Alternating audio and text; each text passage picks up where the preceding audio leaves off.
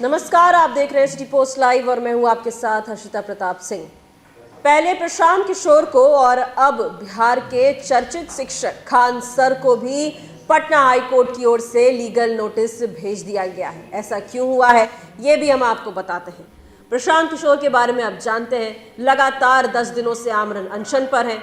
तबियत बिगड़ने के बाद अस्पताल में भर्ती भी होना पड़ा, लेकिन तो भी दवाई लेने से मना कर दिया है, कुछ भी खाने से मना कर दिया है और लगातार आमरण अनशन पर बैठे हैं।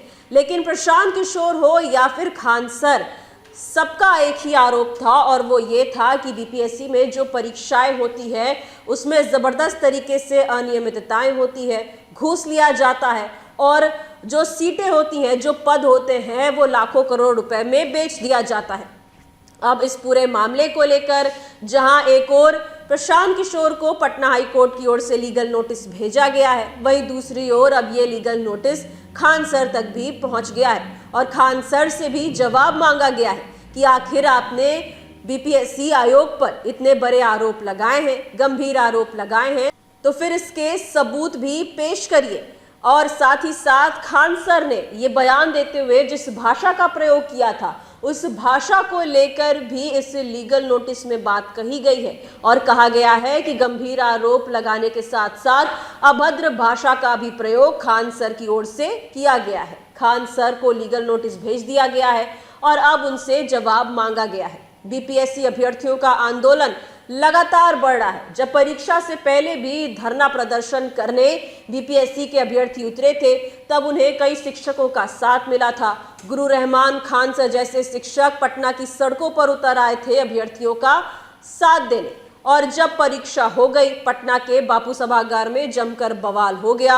उसके बाद भी लगातार इस मामले ने एक राजनीतिक रूप तो ले ही लिया था, लेकिन गुरु रहमान और खान सर जैसे शिक्षक अपनी बात लगातार आगे रख रहे थे और यह आरोप भी लगा रहे थे कि बीपीएससी की जो परीक्षा होती है उसमें अनियमितताएं होती है, पेपर लीक जानबूझकर करवाया जाता है, साथ ही साथ जो पद होते हैं वो भी लाखों करोड़ रुपए में पहले ही बेच दिए जाते हैं। एक और प्रशांत किशोर हैं जो धरना प्रदर्शन करते करते आमरण अनशन पर भी बैठ गए। लगातार 10 दिनों से अनशन जारी है, इस वक्त अस्पताल में भर्ती है। वहीं दूसरी ओर खान सर धरना प्रदर्शन पर तो नहीं बैठे हैं, लेकिन अभ्यर्थियों का साथ देने के वक्त उन्होंने बीपीएससी आयोग को जमकर सुना दिया था, अनियमितताओं का आरोप लगाया था, जो सीट है, जो पद है, बेचने का आरोप लगाया था, साथ ही साथ जिस भाषा का प्रयोग किया था उसको भी संज्ञान में लेते हुए पटना हाईकोर्ट की ओर से उन्हें भी लीगल नोटिस भेज दिया गया है। और पटना हाईकोर्ट का साफ तौर पर यह कहना है कि आप इतने बड़े आरोप लगा रहे हैं तो इसके सबूत भी दिखाइए। लेकिन अब तक ना प्रशांत किशोर, ना उनकी पार्टी की ओर से कोई जवाब सामने आया है, ना ही खान सर की ओर से कोई जवाब सामने आया है।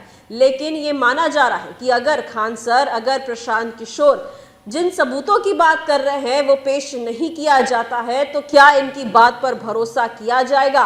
क्या जो अभ्यर्थी लड़ाई लड़ रहे हैं उनकी लड़ाई कमजोर नहीं पड़ जाएगी?